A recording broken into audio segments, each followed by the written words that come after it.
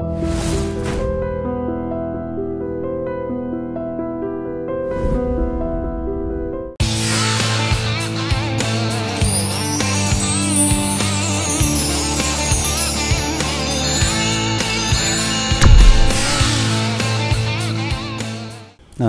మంచి సినిమా అయినా పర్టికులర్ ఈ టైంలో రిలీజ్ కాకుండా ఉండాల్సిందేమో, లేదా 2 నెలల తర్వాత రిలీజ్ అయ్యి ఉంటే హిట్ అయి ఉండేదేమో అనే టాక్ ఎందుకు వస్తుందంటారు? అసలు ఎప్పుడైనా అదే స్టోరీ, ఎప్పుడైనా అదే కంటెంట్ కదా. అంటే అండి దీంట్లో 3 విషయాలు ఉన్నాయి. ఒకటి, పెద్ద హీరోల సినిమాలు వచ్చినప్పుడు చిన్న హీరోల సినిమాలు వేస్తే ఫస్ట్ పెద్ద హీరోల సినిమాలు చూడటానికి ఇంపార్టెన్స్ ఇస్తారు. సో అలాంటి టైంలో వేస్తే మన తప్పే. నెక్స్ట్, కొన్నిసార్లు ఏంటంటే పండగలు వస్తాయి, అందరూ పనులు చేసుకునే సీజన్ ఉంటుంది. ఎక్కడి నుంచి అక్టోబర్ 15 నుండి అండి డిసెంబర్ 15 వరకు రైతులు, విలేజులు వీళ్ళందరూ పనుల్లో ఉంటారు, పొలం పనులు చేస్తూ. ఆ టైంలో ఏంటంటే సినిమా రిలీజ్ చేస్తే పెద్దగా ఆడవు. అదే ఎగ్జామినేషన్ టైం కూడా ఉంటుంది. ఆ టైంలోనే మళ్ళీ కార్తీక మాసం వచ్చిందండి, ఇదే టైంలో.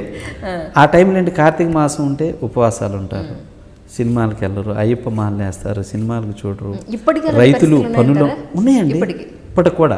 మీరు చూడండి, అబ్జర్వ్ చేయండి, అక్టోబర్ 15 నుంచి డిసెంబర్ 15 లోపు రిలీజ్ అయిన సినిమాలనే తీయండి. అసలు కలెక్షన్లో బాగా తక్కువగా చేసిన సినిమాలే ఉంటాయి తప్ప రికార్డులు చేసిన సినిమాలు ఉండవు. ఓకే, అందుకని ఆ టైము రిలీజ్ చేయరు అనమాట జనరల్గా సినిమాలు. సో అందుకని ఆ టైం మాత్రం అలా పెట్టుకుంటారు, తర్వాత మిగతా టైం వెళ్తాయి. ఇదొకటి. తర్వాత ఏంటంటే అండి, మూడోది, ఒకేసారి ఒక 5-6 సినిమాలు వేసేస్తారు. 5-6 సినిమాలు వేస్తే ఎవరి సినిమా చూడాలి జనం, ఎవరి సినిమాకి వెళ్ళాలి? ఇవాళేమో ఒక పెద్ద హీరోది అయితే అన్ని థియేటర్లు బ్లాక్ అయిపోతున్నాయి, ఈ రెండో సినిమా రిలీజ్ అవ్వలేని పరిస్థితి. సో అలాంటిది ఉన్నప్పుడు వెనక తగ్గాలి. ఇట్లా జరుగుతూ ఈ 3 పాయింట్లోనే డిస్టర్బెన్స్ జరుగుతుందండి సినిమాలు. ఇందాక మీరు మాట అన్నారు, చెన్నై నుంచి హైదరాబాద్కి షిఫ్ట్ అయింది ఫిల్మ్ ఇండస్ట్రీ. అప్పుడు కూడా ఆ కాలంలో కూడా మీరు ఉన్నారు, చెన్నై నుంచి ఇక్కడ షిఫ్ట్ అయినప్పుడు. ఇప్పుడు చాలామంది అనే వాదన ఏంటంటే ఇక్కడి నుంచి కూడా వెళ్ళిపోయే పరిస్థితులు ఉన్నాయంటున్నారు. ఎంతవరకు నిజం అంటారు?